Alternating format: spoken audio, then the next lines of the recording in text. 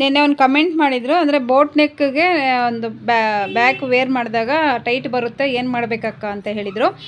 ಯಾಕೆ ಟೈಟ್ ಬರುತ್ತೆ ಅಂದರೆ, ನೀವು ಫಸ್ಟ್ ಕಟ್ಟಿಂಗ್ ಹಾಕಬೇಕಾದ್ರೆ ಇಲ್ಲಿ ಎಷ್ಟು ತೊಗೊಂಡಿದ್ದೀರಾ ವಿಡ್ತ್ ಮತ್ತು ಶೋಲ್ಡರ್ ಎಷ್ಟು ತೊಗೊಂಡಿದ್ದೀರಾ ಅಂತ ಒಂದು ಸಲ ನೋಡ್ಕೊಳ್ಳಿ.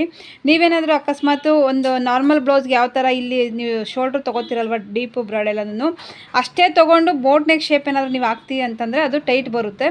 ಈ ಒಂದು ನಾವು ಬೋಟ್ ನೆಕ್ ರೆಡಿ ಮಾಡಬೇಕಾದ್ರೆ ಬ್ಲೌಸ್ಗೆ ಇದು ಶೋಲ್ಡ್ರ್ ಸ್ವಲ್ಪ ಜಾಸ್ತಿ ಬೇಕಾಗುತ್ತೆ. ಹಾಗಾಗಿ ನೀವು ಏನಾದರೂ ಒಂದು ಬೋಟ್ ನೆಕ್ ಏನಾದರೂ ಬ್ಲೌಸ್ ಕಟ್ಟಿಂಗ್ ಮಾಡ್ತಾಯಿದ್ದೀವಿ ಅಂದಾಗ ಮೇಯ್ನ್ ಪಾಯಿಂಟ್ ಬರೋ ಅಂಥದ್ದೇ ಶೋಲ್ಡರ್ ತೊಗೊಂಡು ಎಷ್ಟಿದೆಯೋ ನೋಡಿ ಕಸ್ಟಮರ್ದು ಶೋಲ್ಡರ್ಗೆ ಎಷ್ಟು ಅದು ಒಂದು ಡೀಪ್ ಇಡಬೇಕಾಗುತ್ತೋ ಅಷ್ಟು ಇಟ್ಟಾಗ ಇದು ಯಾವುದೇ ಕಾರಣಕ್ಕೂ ಒಂದು ಬ್ಯಾಕ್ ಬಂದು ಟೈಟ್ ಬರೋದಿಲ್ಲ.